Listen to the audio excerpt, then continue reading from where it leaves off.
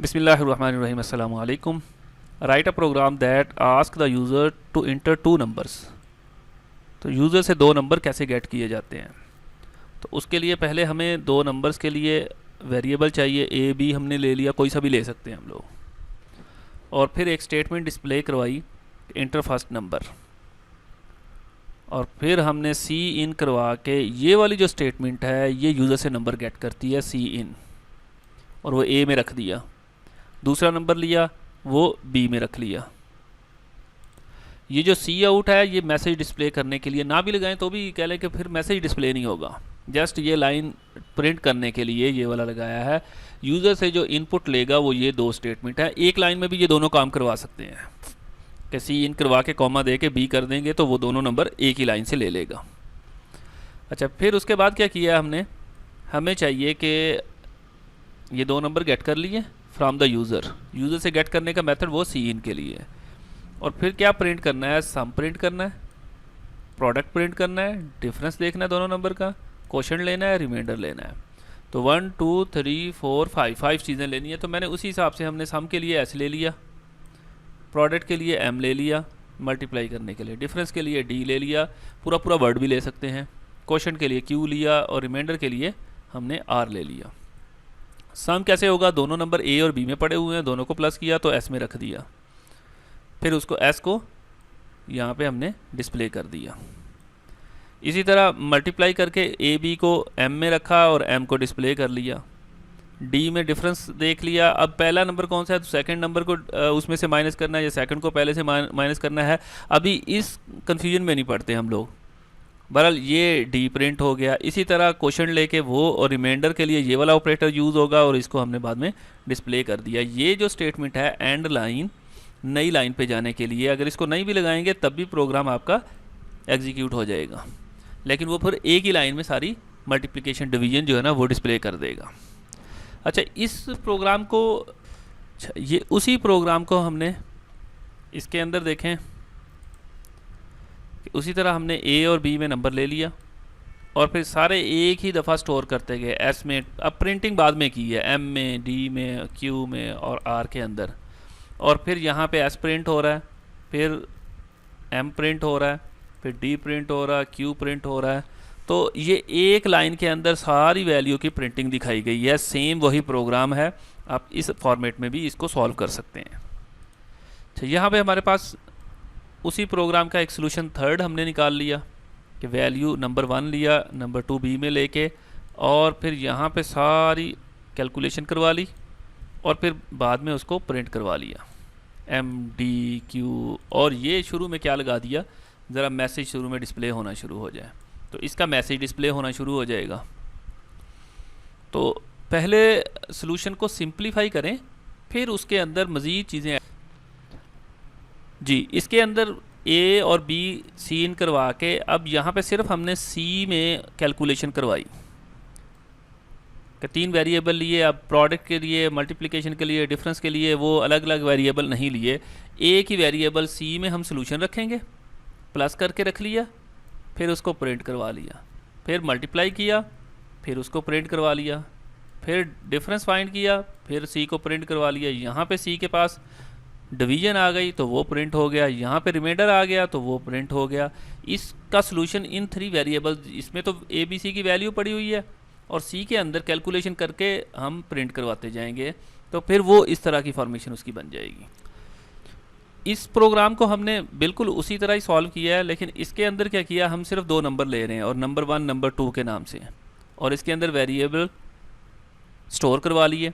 अच्छा, अब सी भी नहीं ले रहे हम लोग, जहाँ पे प्रिंटिंग हो रही है वहाँ पे कैलकुलेशन करवा रहे हैं। नंबर 1 प्लस नंबर 2, ए प्लस बी भी यहाँ पे कर सकते थे। अब नंबर 1 मल्टीप्लाई कर लिया, डिवाइड कर लिया, ये प्रिंट करेगा और यहाँ पे कैलकुलेट करके ही उसको प्रिंट कर लिया, उसको स्टोर भी नहीं करवाया हम लोगों ने। इस प्रोग्राम को भी उसी तरह सेम परफॉर्म करवा रहे हैं, बस इसमें डिफरेंस क्या होगा कि इसके अंदर थोड़ा प्रोडक्ट स्टेज मैसेज डिस्प्ले करवा दिया, फिर पहला नंबर भी डिस्प्ले करवाया, प्लस भी प्रिंट करवाया, फिर दूसरा नंबर डिस्प्ले करवाया, फिर यहाँ पे दोनों को कैलकुलेट करवा दिया ये, और उसकी डिवीजन जो है ना। अब इनको हम रन करके देखते हैं।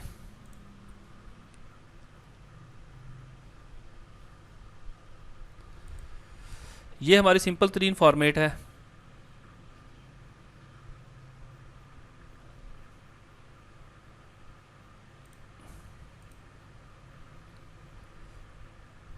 यहाँ पे देखें ये जो वर्ड लिखा हुआ है इंटर फर्स्ट नंबर, तो यहाँ पे हमने फर्स्ट नंबर इंटर कर दिया 12, इंटर की प्रेस की।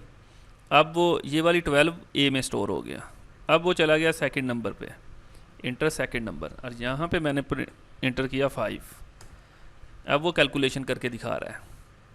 चूँकि प्रिंटिंग में हमने कोई स्टेटमेंट डिस्प्ले नहीं करवाई, सी आउट करवा दिया एस, दोनों को प्लस कर रहा है। कहाँ से पता चला? ये वाली स्टेटमेंट से।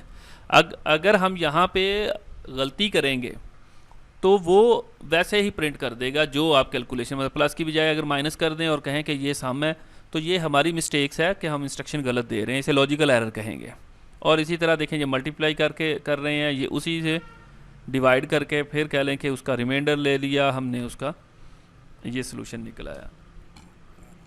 सेकंड एडवांसमेंट में हमने देखा था कि हम क्या करते हैं, उसको थोड़ी सी एक ही लाइन में सारी वैल्यू ले लेते हैं और साथ में मैसेज डिस्प्ले हो रहा है, सम इज़ इक्वल टू आ जाए, फिर प्रोडक्ट इज़ इक्वल टू आ जाए। इस प्रोग्राम को एग्जीक्यूट करके देखते हैं हम लोग। तो उसी तरह फर्स्ट नंबर हमने यहाँ पे 12 लिया, फिर सेकंड नंबर 5 ले लिया। अब जब हमने इसको डिस्प्ले किया देखें तो हमारे पास क्या आ गया, सम इज़ इक्वल टू। अब सम इज़ इक्वल टू ये मैसेज में आ गया और एस डिस्प्ले हो रहा है 17, यहाँ पे डिस्प्ले हो रहा है। इसको स्पेस भी देनी है तो यहाँ पे एक और स्पेस दे दें तो वो वैसा ही प्रिंट हो जाएगा, जिस तरह हमने सेकंड प्रोडक्ट वाले के अंदर स्पेस इक्वल टू के बाहर भी आई हुई है। थर्ड वन हमने इसी प्रोग्राम को देखा था कि हम शुरू में सारी कैलकुलेशन करके the sum of two number is equal to, ज़रा स्टेटमेंट बढ़ा लेते हैं तो फिर कैसे काम करेगा। नंबर सेम दे रहा हूँ मैं, ये प्रिंट हो रहा है। अब वो स्टेटमेंट बढ़ गई है, वो स्टेटमेंट हमने लिखी है, बाकी सॉल्यूशन वही है, फार्मूला वही उसी तरह परफॉर्म करेगा। यहाँ पे एक ही वेरिएबल से काम ले रहे थे हम लोग, क्योंकि हमने स्टोरेज नहीं करवानी, बाद में यूटिलाइज नहीं करवाना, इसलिए एक ही वेरिएबल चाहिए था। तो ये 12 दिया, ये 5 दिया मैंने। अब वही कैलकुलेशन यहाँ देखें, उसने पहले प्लस किया, सी में रखा और फिर enter first number second number हो गया। The sum of two number is equal to 17, the product of two number 12 और इसका प्रोडक्ट क्या 16। डिफरेंस इसका क्या होगा, 12 में से 5 नहीं का 7 आ गया। कोशेंट क्या निकलेगा इसका, 2 पे डिवाइड करेंगे तो 2 आंसर आएगा इसका, और रिमाइंडर जो बचेगा वो 2 है इसका।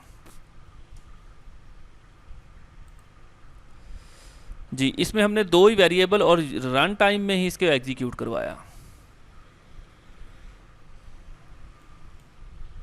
तो ये हमने नंबर लिया, ये सेकंड नंबर ले लिया, तो देखें वही आंसर सेम आ रहा है। तो प्रोग्राम कोई भी हो, इसका सलूशन आपको नेट से भी मिल जाएगा, और वही उठाएं, उसमें चेंजिंग करें। सबसे पहले सिंपल करें, उसकी डिस्प्ले करने की बाद में फॉर्मेशन देखें, उसमें थोड़ा बहुत चेंजिंग करें। अब ये वाला सलूशन देखते हैं, इसमें वही चीज़ आ गई हमारे पास 12 और हमने 5 लिया। अब इसमें हम 12 भी प्रिंट करवा रहे हैं, प्लस का साइन भी प्रिंट करवा रहे हैं, 5 भी प्रिंट करवा रहे हैं। ये देखें, ये नंबर बगैर इन्वर्टेड कॉमा के देंगे तो वो नंबर प्रिंट होगा 5। 12 प्रिंट हो गया, प्लस आ गया दरमियान में, फिर नंबर 2 प्रिंट हुआ, फिर इक्वल टू का साइन ऐसे प्रिंट करवाना था। तो फॉर्मेशन पे पहले भी कि डिस्प्ले कैसे होगा उस पर भी वीडियो बनी है, वो भी डिटेल में देख लीजिए।